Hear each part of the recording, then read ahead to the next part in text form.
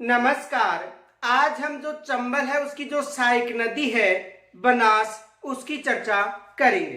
तो देखो, बनास नदी है जो चंबल की सहायक नदी है। बनास नदी, ये जो नदी है चंबल की सबसे बड़ी सहायक नदी है। यदि चंबल की सबसे बड़ी राजस्थान में सहायक नदी पूछी जाए तो कौन सी नदी है? बनास नदी। देखो, इस नदी का जो उद्गम है खमनोर की पहाड़ी, खमनोर की पहाड़ी राजसमंद से इस नदी का उद्गम होता है। कहां से होता है? खमनोर की पहाड़ी राजसमंद से। यहां से उद्गम होने के बाद में देखो, ये चित्तौड़गढ़, भीलवाड़ा, अजमेर, टोंक और सवाई माधोपुर में बहने के बाद अपना जो जल है सवाई माधोपुर में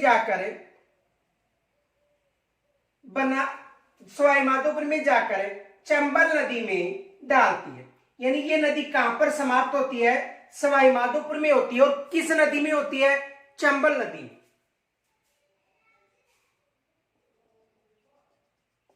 तो देखो, चंबल की यदि सबसे बड़ी सहायक नदी की बात करें तो बनास नदी है।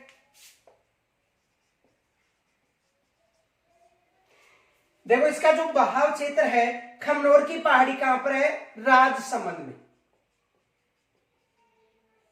खमनोर की पहाड़ी कहां पर है? राजसमंद में। राजसमंद के बाद देखो, इसका जो बहाव क्षेत्र है वो चित्तौड़गढ़,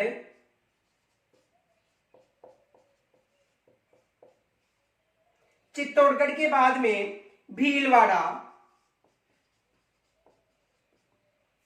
भीलवाड़ा के बाद में अजमेर,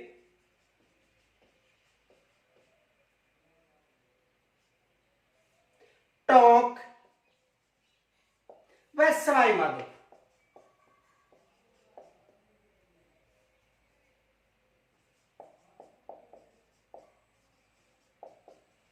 यानी इसका जो बहाव क्षेत्र है किन किन जिलों में है? राजसमंद में इसका उद्गम होता है। उद्गम होने के बाद में चित्तौड़गढ़, उसके बाद में भीलवाड़ा, फिर अजमेर, टोंक व सवाई माधोपुर में बहती हुई चंबल नदी में जाकर ये समाप्त हो जाती है।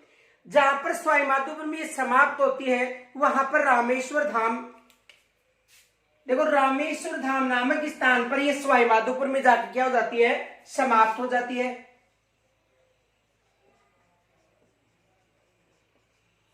रामेश्वर धाम, सवाई माधोपुर। तो कहां पर जाकर समाप्त होती है? रामेश्वर धाम सवाई माधोपुर में जाकर ये चंबल नदी में मिल जाती है। देखो, यहां पर जहां पर ये नदी समाप्त होती है यहां पर एक नदी और आकर मिलती है जिसका नाम है सीप नदी। तो सीप नदी भी कहां पर आकर मिलती है? रामेश्वर धाम सवाई माधोपुर में।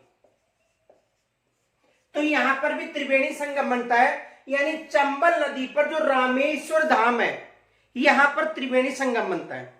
तो चंबल की सबसे बड़ी यदि सहायक नदी की बात करें तो कौन सी है? बनास नदी है।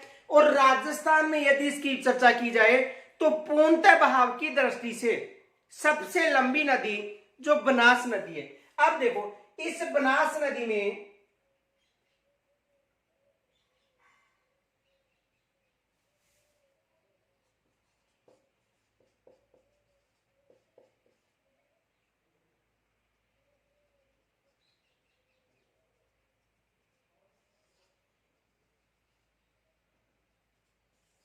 देखो, ये आयड़ नदी है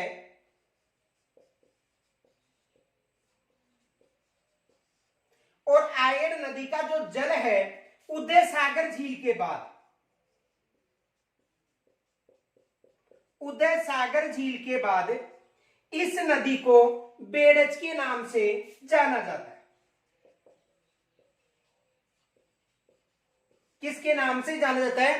देखो, आयड़ नदी है, इसका जल उदय सागर झील में आकर गिरता है। और यदि यहां पर भारी वर्षा होती है, पानी अधिक हो जाता है, तो इसका जल उदय सागर झील के बाद बनास नदी में जाकर मिलता है।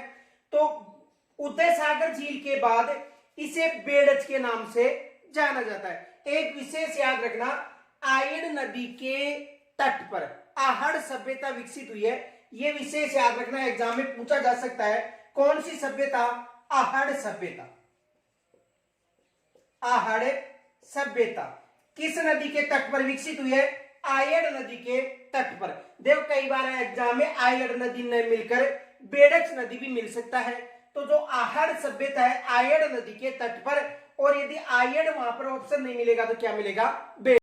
अब देखो ये जो बेड़च नदी है, तो बेड़च नदी का जहां पर समापन होता है कहां पर होता है? बिंगोदा भीलवाड़ा। यानी बिंगोदा भीलवाड़ा के पास जो बेड़च नदी है इसका समापन होता है, और यहां पर एक दूसरी नदी आकर मिलती है जिसका नाम है मेनल, मेनाल। तो कहने का मतलब बिंगोदा जो भीलवाड़ा है यहां पर मेनाल और बेड़च का त्रिवेणी संगम है। एग्जाम में यह प्रश्न बन चुका है कि बनास नदी पर त्रिवेणी संगम कहां पर बनता है? तो देखो बनास नदी पर जो त्रिवेणी संगम है वो कहां पर बनता है? बिंगोदा भीलवाड़ा में बनता है। किन किन नदियों के संगम पर बनता है? एक मेनाल हो गई और दूसरी बेड़च हो गई। तो एग्जाम में ये प्रश्न बन सकता है। दूसरा प्रश्न ये बन सकता है कि ये जो दोनों नदियां हैं मेनाल और बेड़च, बनास की ऐसी सहायक नदियां हैं, मात्र 2 नदी जो इनमें दाईं तरफ से आकर मिलती हैं। बाकी बनास की जितनी भी सहायक नदियां हैं वो बाईं तरफ से आकर मिलती हैं। कहने का मतलब है कि बनास की जो बेड़च और मेनाल जो नदी है वो दाहिनी तरफ से आकर मिलती है, शेष इनकी जो सहायक नदियां हैं वो बाईं तरफ से आकर मिलती हैं। तो एग्जाम में ये प्रश्न बन सकता है कि बनास की ऐसी कौन सी सहायक नदी है जो दाहिनी तरफ से आकर मिलती है, या बनास की ऐसी कौन सी सहायक नदी है जो बाईं तरफ से आकर मिलती है। तो ये 2 विशेष याद रखना, मेनाल और बेड़च ऐसी सहायक नदियां हैं जो बनास की प्रमुख सहायक नदियां हैं जो दाहिनी तरफ से आकर मिलती है, शेष नदी बाईं तरफ से आकर मिलती है। इनके अलावा देखो जो टोंक है यहां पर इस नदी पर बीसलपुर पेयजल परियोजना निर्मित है। कहां पर निर्मित है? टोंक में। देखो यहां पर बीसलपुर पेयजल परियोजना,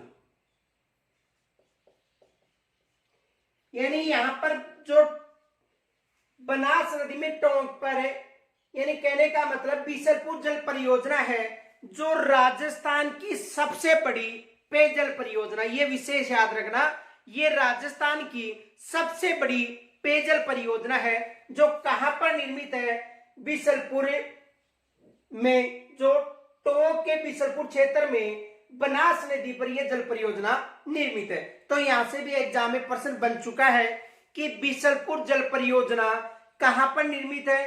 तो देखो ये जल परियोजना बनास नदी पर टोंक जिले में निर्मित है। दूसरा प्रश्न ये बन गया है कि राजस्थान की सबसे बड़ी पेयजल परियोजना कौन सी है? बीसलपुर पेयजल परियोजना जो राजस्थान की सबसे बड़ी पेयजल परियोजना है। तो पहले तो यहां तक स्क्रीनशॉट लीजिए।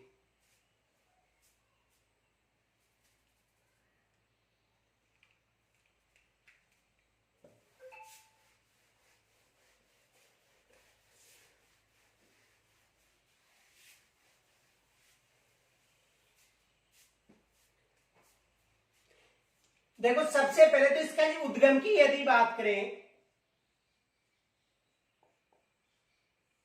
तो इसका जो उद्गम है खमनोर की पहाड़ी,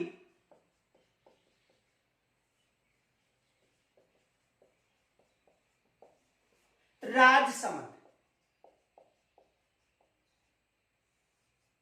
यानी इसका जो उद्गम है बनास नदी का वो खमनोर की पहाड़ी राजसमंद से होता है। इसका जो बहाव क्षेत्र है,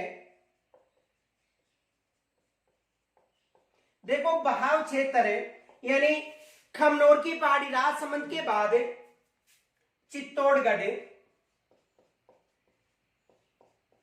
देखो राजसमंद के बाद चित्तौड़गढ़ में, चित्तौड़गढ़ के बाद में भीलवाड़ा, भीलवाड़ा के बाद अजमेर, टोंक व सवाई माधोपुर।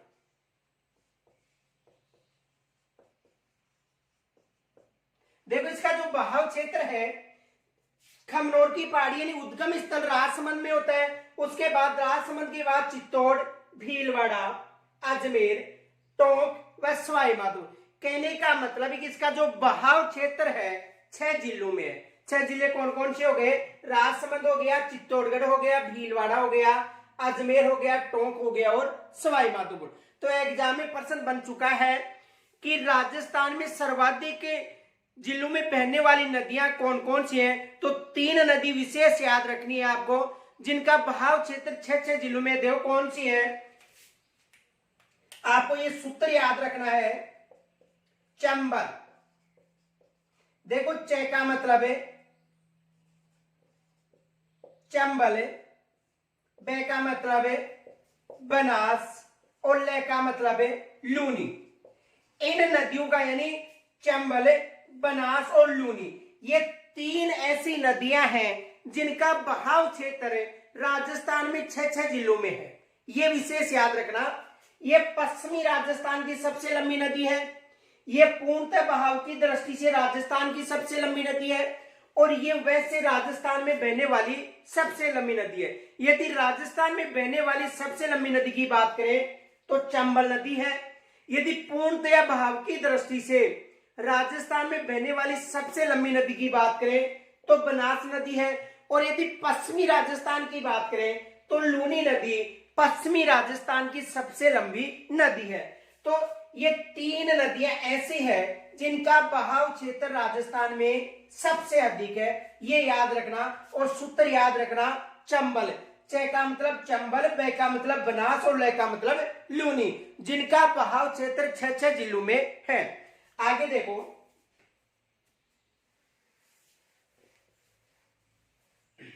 तो इसका बहाव क्षेत्र 6 जिलों में हो गया। देखो समापन की बात करें तो समापन सवाई माधोपुर में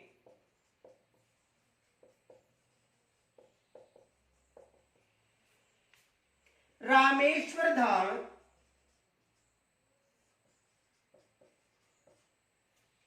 के पास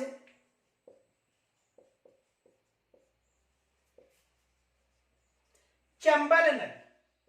यदि इसके समापन की बात करें तो इस नदी का जो समापन है वो सवाई माधोपुर में जो रामेश्वर धाम है वहां पर जाकर ये नदी समाप्त हो जाती है। और किस नदी में होती है? चंबल में। देखो एग्जाम में ये विशेष याद रखना, प्रश्न बन सकता है कि चंबल की सबसे बड़ी सहायक नदी कौन सी है। ये फैक्ट याद रखना, नोट।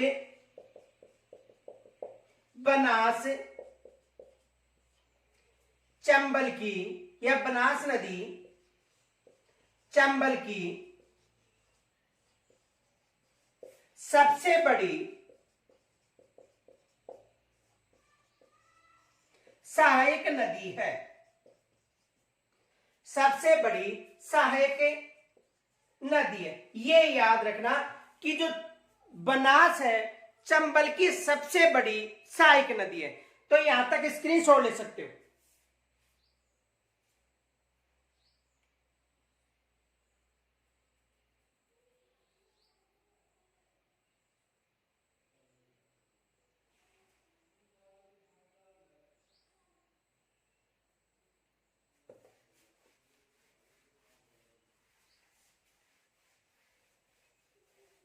देखो चंबल नदी को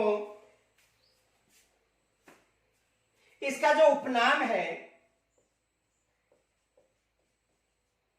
देखो इसे वन की आशा,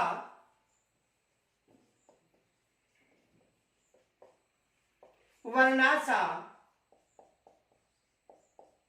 व वशिष्ठी के नाम से जाना जाता है। देखो इन किन किन नाम से पुकारा जाता है? एक तो वन की आशा, दूसरा वर्णाशा और वशिष्ठी के नाम से जो बनास नदी है इसको पुकारा जाता है। इनके अलावा देखो इसका बहाव क्षेत्र यानी कुल लंबाई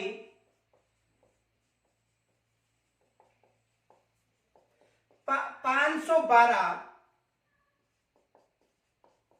किलोमीटर, यानी इसकी जो कुल लंबाई है वो कितनी है, 512 किलोमीटर। एग्जाम में ये भी प्रश्न बन सकता है कि सबसे लंबी नदी जो बनास है उसकी लंबाई कितनी है, 512 किलोमीटर। इनके अलावा देखो, इस नदी का बहाव क्षेत्र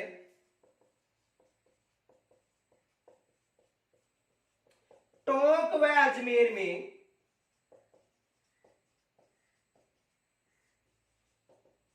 सर्पिला आकार का है।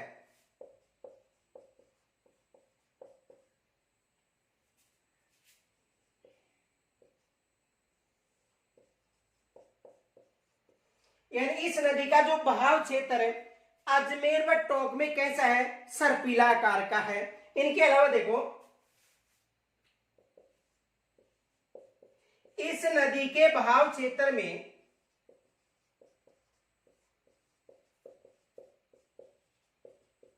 भूरी मिट्टी का प्रसार है।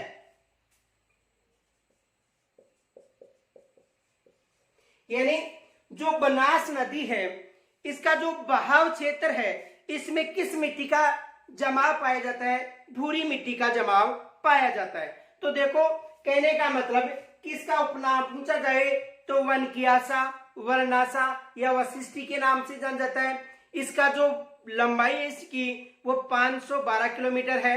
और एग्जाम में देखो प्रश्न ये बन सकता है कि राजस्थान में पूर्णतः बहाव की दृष्टि से सबसे लंबी नदी कौन सी है।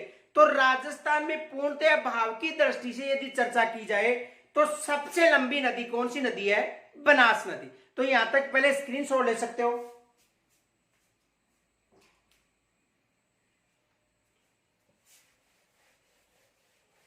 देखो एग्जाम में क्या प्रश्न बन सकता है,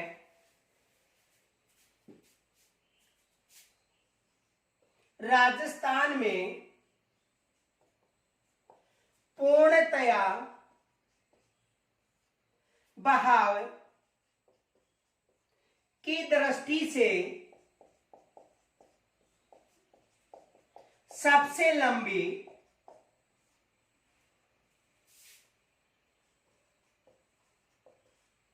नदी कौन सी है।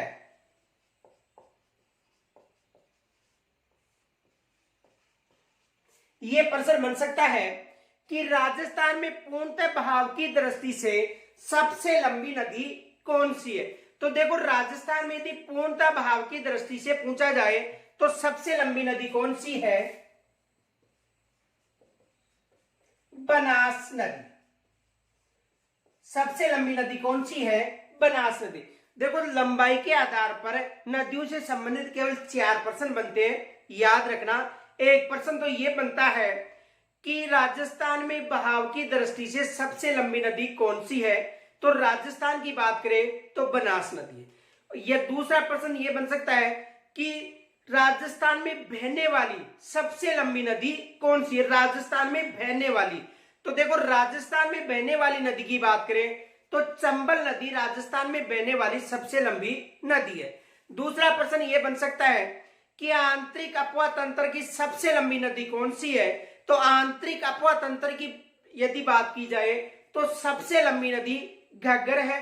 लेकिन यदि यह पूछा जाए कि राजस्थान की आंतरिक अपवा तंत्र की सबसे लंबी नदी, तो फिर कांतली नदी बतानी है।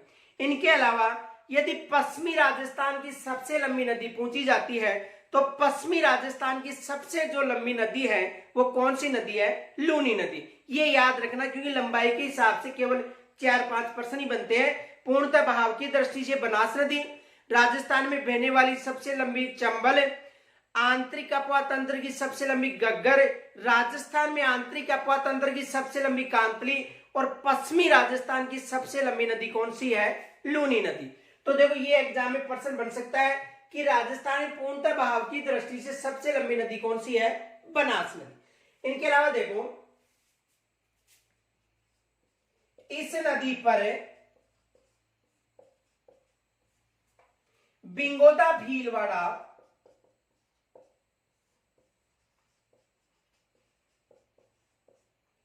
यानी बिंगोदा भीलवाड़ा की बात करें तो इस नदी पर पिंगोदा भीलवाड़ा में त्रिवेणी संगम बनता है।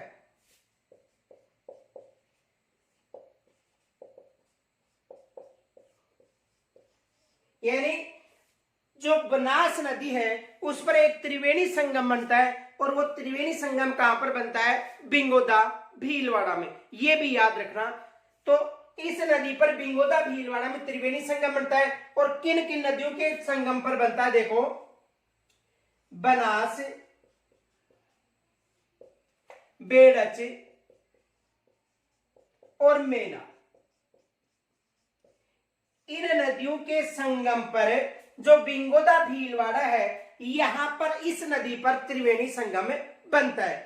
तो देखो, या तो ये प्रश्न बन सकता है या ये प्रश्न बन सकता है कि बिंगोदा भीलवाड़ा में किन नदियों पर त्रिवेणी संगम बनता है? बनास, बेड़च और मेनाल। या दूसरा ऐसा प्रश्न बन सकता है कि जो बनास नदी है उस पर त्रिवेणी संगम कहां पर बनता है? तो बिंगोदा भीलवाड़ा में इन नदियों पर, यानी इन नदियों के संगम पर त्रिवेणी संगम बनता है। इनके अलावा देखो, ये विशेष याद रखना, बेड़च और मेनाल, ये इनकी दो ऐसी सहायक नदियां हैं बनास की जो दाहिनी तरफ से आकर मिलती हैं, बाकी शेष नदी बाईं तरफ से आकर मिलती है। तो ये फैक्ट याद रखना। देखो नोट, बेड़च व मेनाल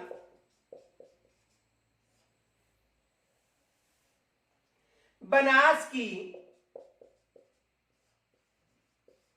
ऐसी सहायक नदियां हैं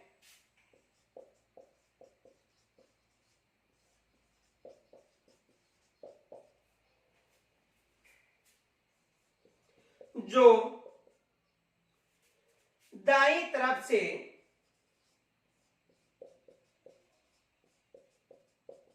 आकर मिलती है। ये भी याद रखना, एग्जाम में प्रश्न बन सकता है। तो दो कौन सी नदी हो गई? बेड़च और मेनाल, जो दाहिनी तरफ से आकर मिलती है। तो यहां तक पहले स्क्रीनशॉट ले सकते हो।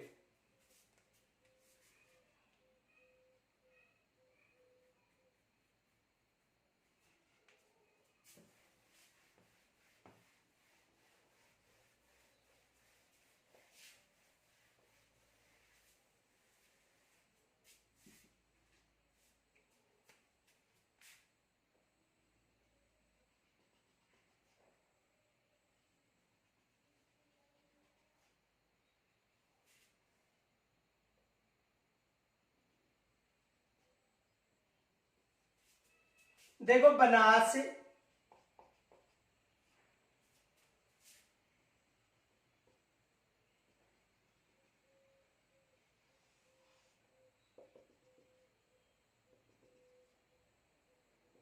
आयड़,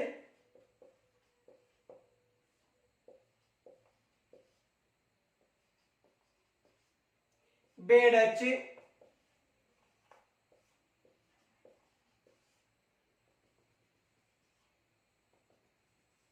और मेना।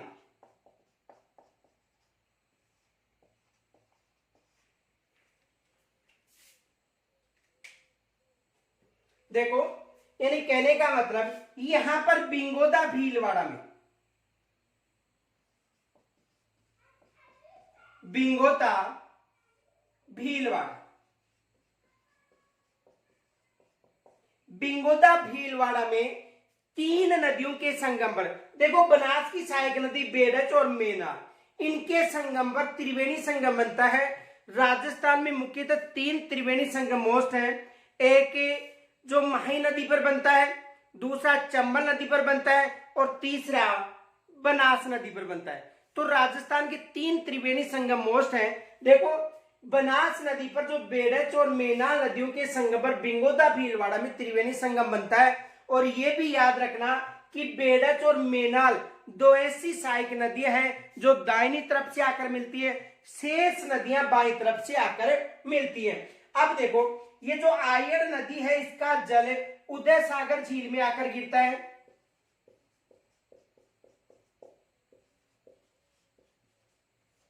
उदय सागर झील के बाद इसका जो जल है बनास नदी में आता है, तो उदय सागर झील के बाद इसे बेड़ज के नाम से जाना जाता है। अब देखो यहां से संबंधित कौन कौन से प्रश्न बनते हैं, पहले यहां तक स्क्रीनशॉट लीजिए।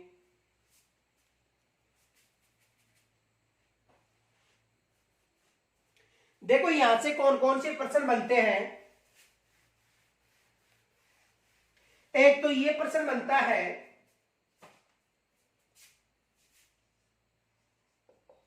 बनास नदी पर त्रिवेणी संगम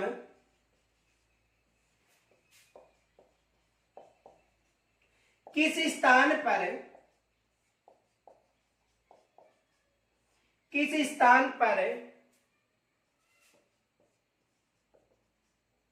बनता है। एक तो ये प्रश्न बनता है कि जो बनास नदी है यहां पर जो त्रिवेणी संगम बनता है, यानी बनास नदी पर जो त्रिवेणी संगम बनता है वो किस स्थान पर बनता है। तो देखो बिंगोदा भीलवाड़ा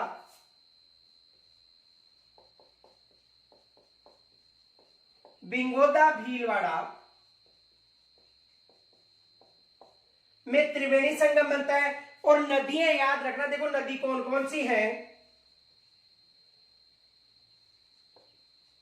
बनास, बेड़च व मेना,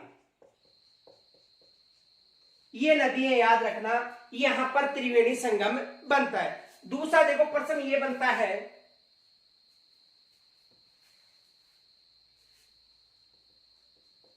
बनास, बेड़च व मेना। दूसरा प्रश्न ये बनता है, बनास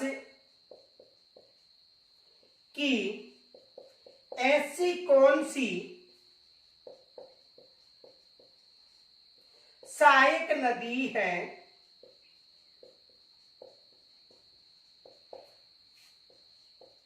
जिनका समापन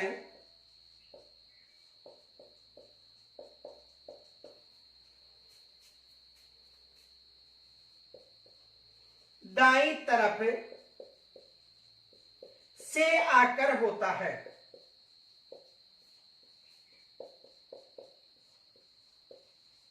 यह भी एग्जाम में प्रश्न बन चुका है कि बनास की ऐसी कौन सी सहायक नदियां हैं जिनका जो समापन है दाईं तरफ से आकर होता है। तो दो ही नदी याद रखना, बेड़च व मेना। ये दो ऐसी सहायक नदियां हैं जो दाईं तरफ से आकर मिलती है, शेष इनकी जो सहायक नदियां हैं बाईं तरफ से आकर मिलती हैं। इनके अलावा देखो यहां तक स्क्रीनशॉट ले सकते हो पहले।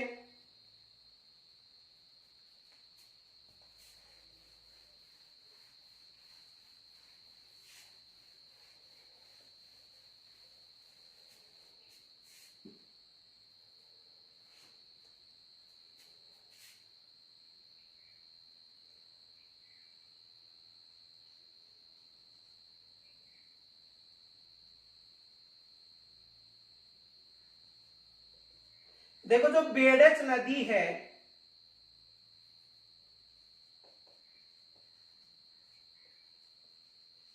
इसकी एक सहायक नदी है गंभीरी।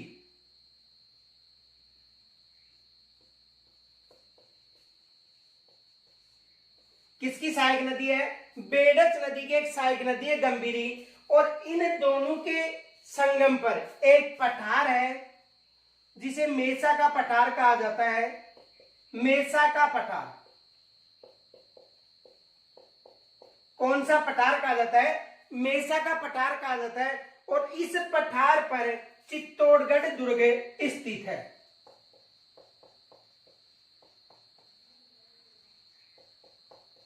कौन सा दुर्ग स्थित है? चित्तौड़गढ़ दुर्ग स्थित है। तो प्रश्न बन सकता है कि बेड़च के पास कौन सा दुर्ग स्थित है, यानी बेड़च की जो सहायक नदी है गंभीरी और बेड़च की सहायक नदी गंभीरी, इन दोनों के मध्य एक पठार है मेसा का पठार, और इस पठार पर चित्तौड़गढ़ दुर्ग निर्मित है।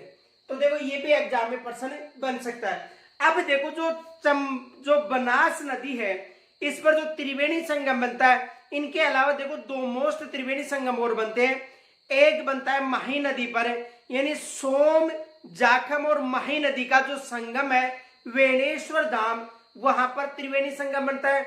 और दूसरा जो चंबल नदी पर जो सवाई माधोपुर में रामेश्वर नामक धाम है, यहाँ पर सीप, चंबल और बनास के संगम पर त्रिवेणी संगम बनते हैं। देखो वैसे तो कई त्रिवेणी संगम बनते हैं, लेकिन राजस्थान में 3 ही मोस्ट त्रिवेणी संगम है। कौन कौन से देखो, यदि राजस्थान में त्रिवेणी संगम की बात करें, एक बनता है चंबल नदी पर, और चंबल नदी पर देखो चंबल, बनास व सीप, और ये कहां पर है, सवाई माधोपुर।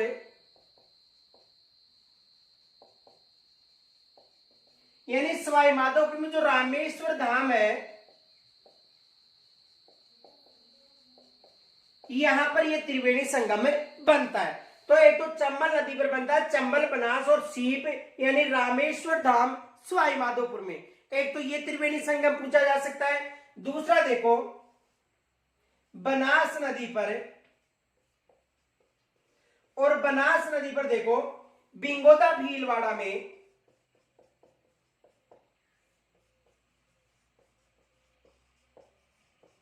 कहां पर बनता है, बिंगोदा भीलवाड़ा में। और यहां पर देखो किन किन नदियों के संगम पर है, बनास, बेड़च व मेना। और तीसरा जो त्रिवेणी संगम बनता है माही नदी पर, यह त्रिवेणी संगम सोम, जाखम व माही, इन नदियों के संगम पर बनता है। तो राजस्थान में 3 त्रिवेणी संगम जो महत्वपूर्ण है, कौन कौन से हैं, चंबल नदी का, बनास नदी का और माही नदी का। एग्जाम में यहां से प्रश्न बन सकता है, तो यहां तक पहले स्क्रीनशॉट ले सकते हो।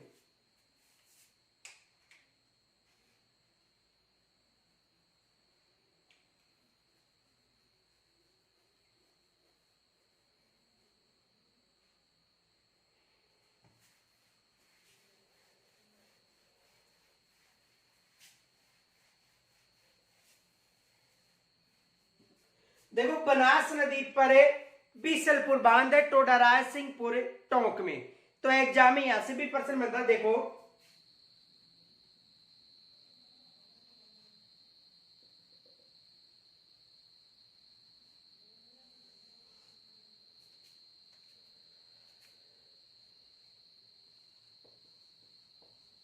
बीसलपुर जल परियोजना,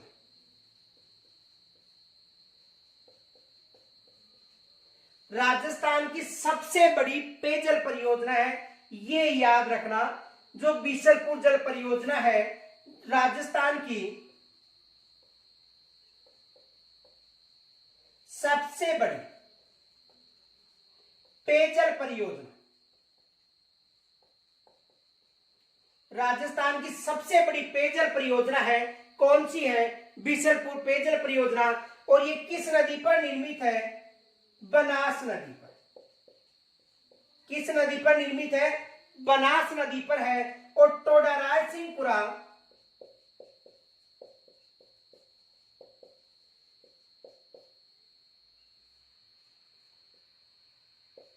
टोंक में ये बांध निर्मित है।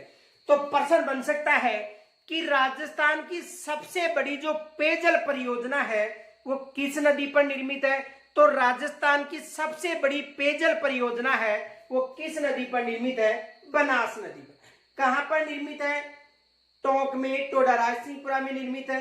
इनके अलावा देखो इस बांध में पानी की कमी के कारण राज्य सरकार ने जो नदी जोड़ो योजना चला रखी है उसमें जो चंबल नदी है, तो चंबल नदी का जो अतिरिक्त जल है वो किस बांध में लाए जाने की योजना बनाई जा रही है, बनास में। देखो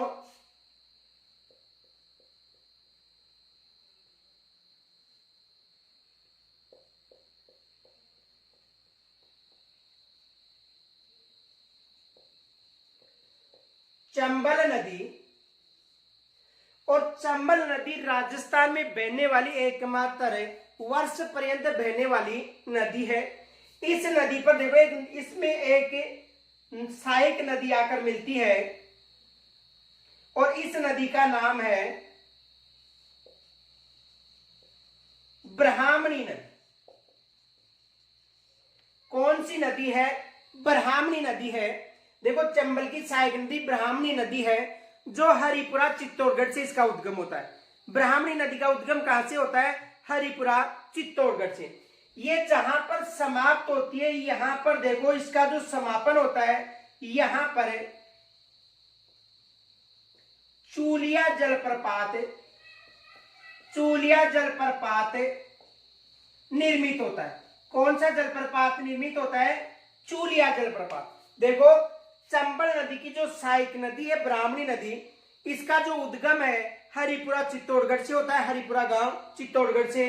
और इस नदी का जहां पर चंबल नदी में समापन होता है, वहां पर चूलिया जलप्रपात बनता है, जो राजस्थान में ऊंचाई की दृष्टि से सबसे ऊंचा जलप्रपात है। अब देखो राज्य सरकार के द्वारा इस चंबल नदी का जल, राज्य सरकार के द्वारा चंबल नदी का जल लिफ्टों के माध्यम से किस नदी में डाला जा रहा है? ब्राह्मणी नदी में। और ब्राह्मणी नदी के बाद में इसका जो जल है वो कहां पर लाया जा रहा है? बनास नदी में। और बनास नदी के माध्यम से कहां पर लाया जा रहा है? बिशलपुर बांध में। तो ये याद रखना कि चंबल नदी है, तो चंबल नदी का जो जल है अतिरिक्त जल लिफ्टों के माध्यम से ब्राह्मणी नदी में लाया जाने की योजना है। और यहाँ का जल बनास नदी के माध्यम से कहां पर लाए जाने की योजना है? बिशलपुर बांध में। तो ये विशेष याद रखना कि चंबल नदी का जल ब्राह्मणी नदी के माध्यम से कहां पर लाए जाने की योजना बनाई जा रही है? बिशलपुर बांध में, क्योंकि यह राजस्थान की सबसे बड़ी पेयजल परियोजना है। तो एग्जाम में यहां से प्रश्न बन सकता है कि बिशलपुर जो पेयजल परियोजना है, यहां पर पानी की पूर्ति के लिए किस नदी का जल लाया जा रहा है? तो चंबल नदी का जल लाया जा रहा है। और कहां से, किस नदी के माध्यम से? जो ब्राह्मणी नदी है इसके माध्यम से।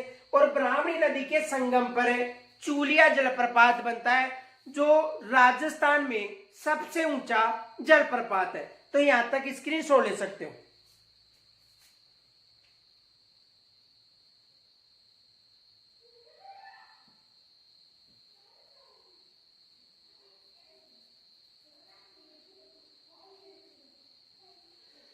तो देखो एग्जाम में क्या प्रश्न बन सकता है?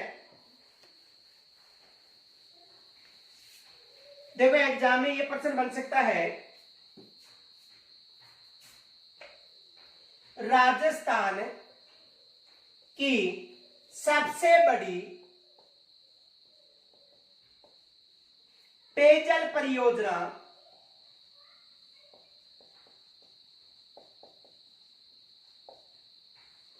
किस नदी पर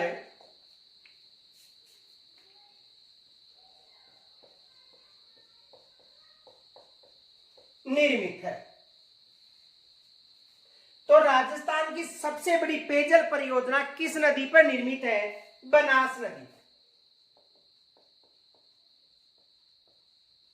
किस नदी पर निर्मित है? बनास नदी पर। देखो दो बांध विशेष पूछे जा सकते हैं। एक तो प्रश्न बन सकता है बनास बांध, एक तो कौन सा बांध? बनास बांध। ये याद रखना। देखो जो बनास बांध है ये पश्चिमी बनास नदी पर निर्मित है। किस नदी पर निर्मित है? पश्चिमी बनास नदी पर, न कि बनास नदी पर। एग्जाम में प्रश्न बन सकता है कि बनास बांध किस नदी पर निर्मित है? पश्चिमी बनास पर। दूसरा देखो बिशलपुर बांध, बिशलपुर जो बांध है वो किस नदी पर निर्मित है? बनास नदी पर। और यदि बिसलपुर झील पूछी जाए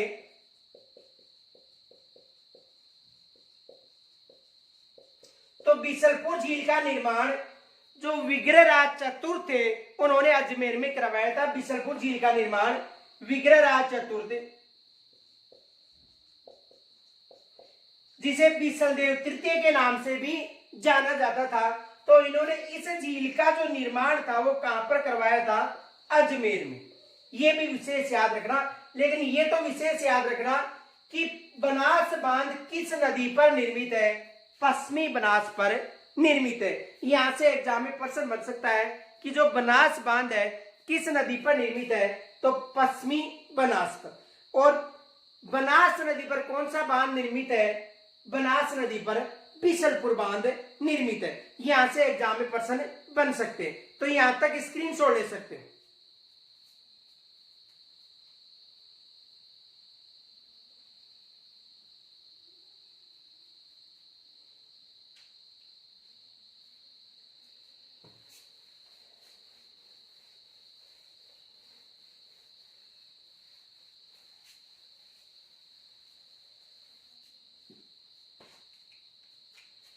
बनास की सहायक नदी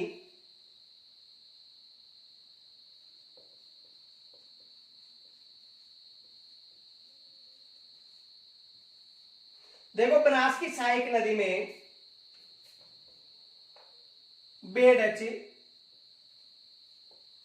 नदी। देखो, बनास की जो सहायक नदी है बेडच और मेनाल, दोनों जो नदियां हैं इनका उद्गम दाईं तरफ से होता है।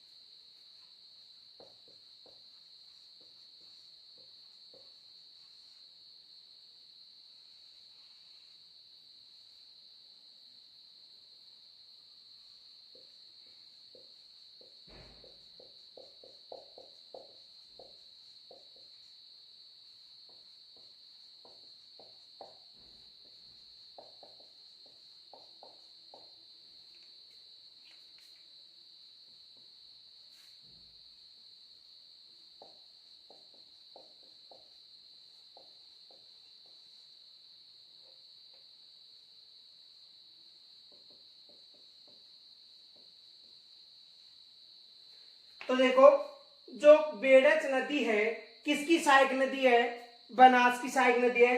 तो देखो, इसका उद्गम है उदयपुर की पहाड़ी से आयर नदी के रूप में होता है। इसका जो जल है उदय सागर झील में आकर गिरता है।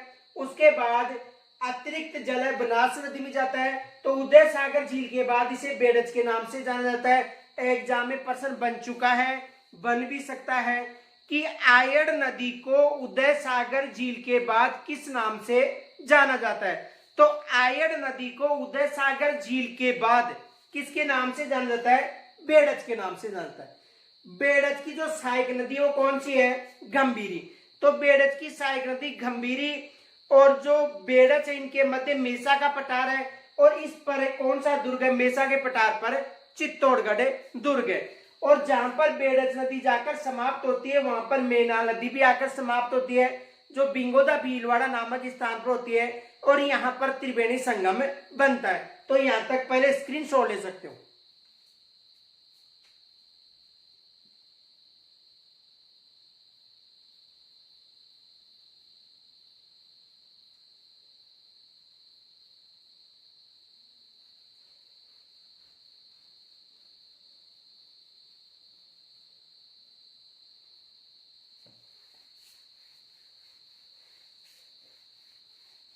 देखो, बेडच का उद्गम है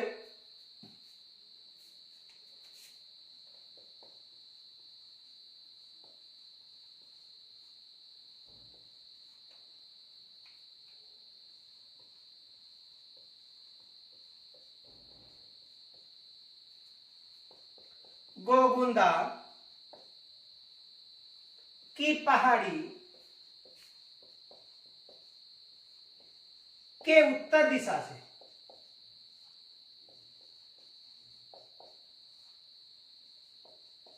देखो, जो बेड़च नदी है इसका जो उद्गम है गोगुंदा की पहाड़ी के उत्तर दिशा से इस नदी का उद्गम होता है। किस नदी का? बेड़च नदी का। यह नदी उदय सागर झील में अपना जल डालती है। कहां पर डालती है? यानी यह नदी उदय सागर झील में अपना जल डालती है।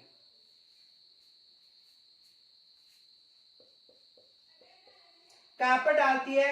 उदय सागर झील में अपना जल डालती है। अब देखो, उदय सागर झील के बाद उदय सागर झील के बाद इसे बेड़च के नाम से जाना जाता है।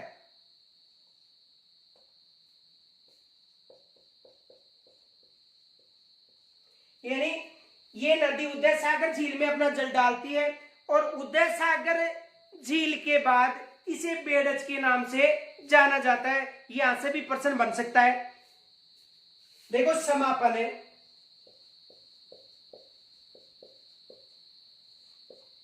बिंगोदा भीलवाड़ा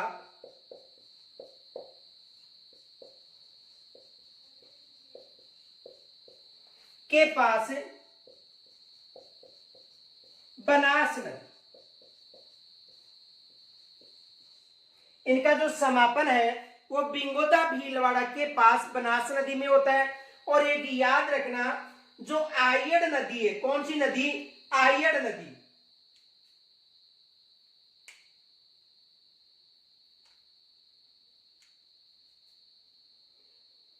देखो, आयड़ नदी है यहां पर,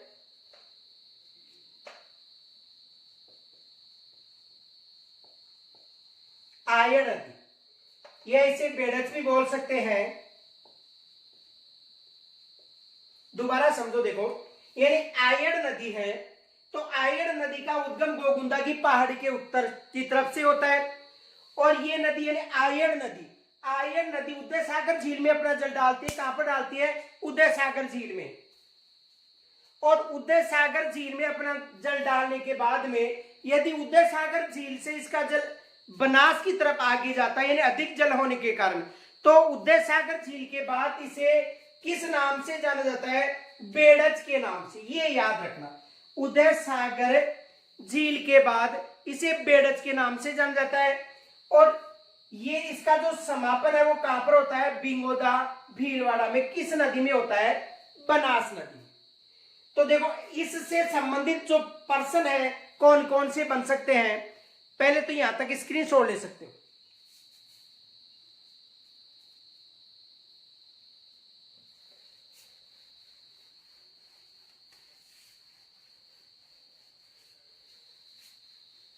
देखो, एक तो ये प्रश्न बनता है,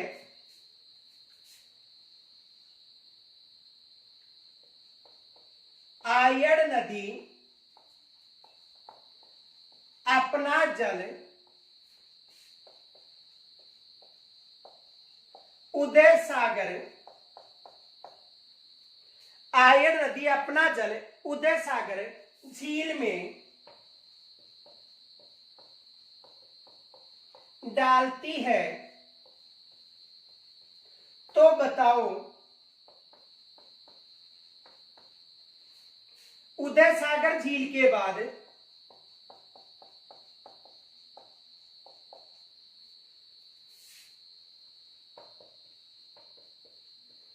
इसे किस नाम से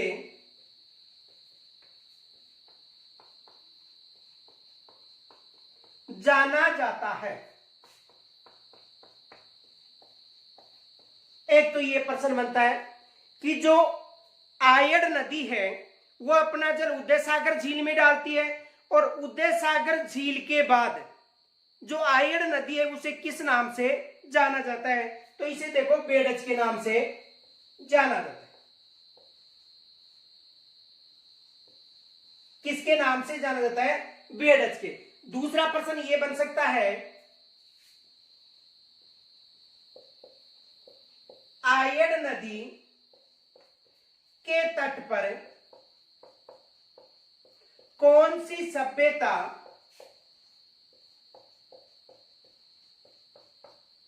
विकसित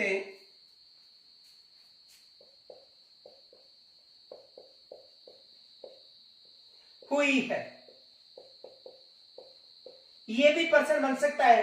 देखो यदि आयड़ नदी वहां पर ऑप्शन में नहीं मिलेगा तो बेडज नदी मिल सकता है।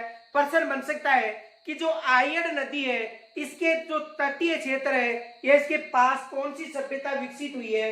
आहड़ सभ्यता।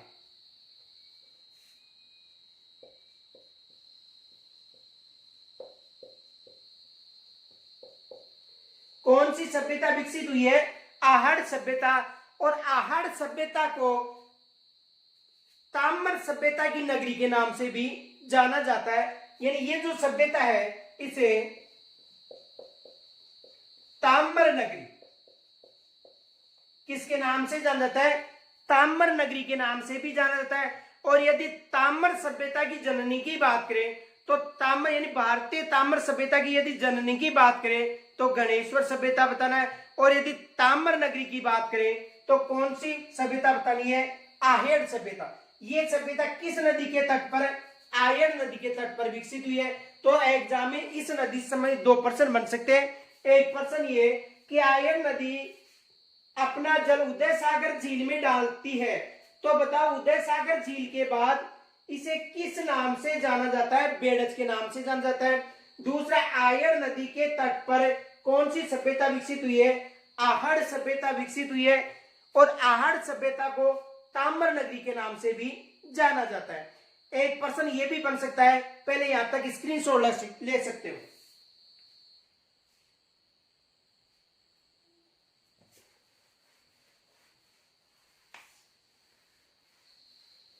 दूसरा प्रश्न ये बन सकता है, बेडज व गंभीरी यानी बेडज की सहायक नदी कौन सी है? गंभीरी। बेडज व गंभीरी के संगम पर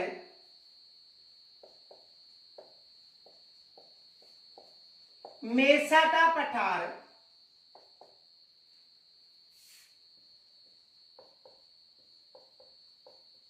निर्मित है। देखो बेडज व गंभीरी के संगम पर मेसा का पठार निर्मित है, तो बताओ इस पठार पर कौन सा दुर्ग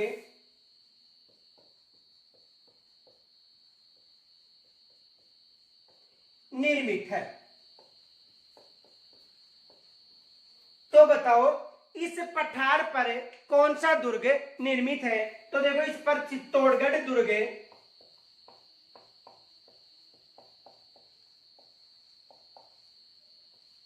कौन सा दुर्ग निर्मित है? चित्तौड़गढ़ दुर्ग निर्मित है। यह भी एग्जाम में प्रश्न बन सकता है कि बेडज व गंभीरी के संगम पर मेसा का पठार स्थित है, तो बताओ यहां पर कौन सा दुर्ग निर्मित है? तो कौन सा दुर्ग निर्मित है? चित्तौड़गढ़ दुर्ग निर्मित है।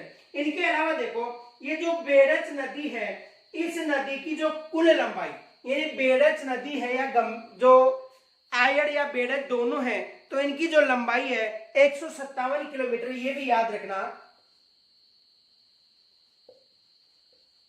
आयड़ यानी बेडज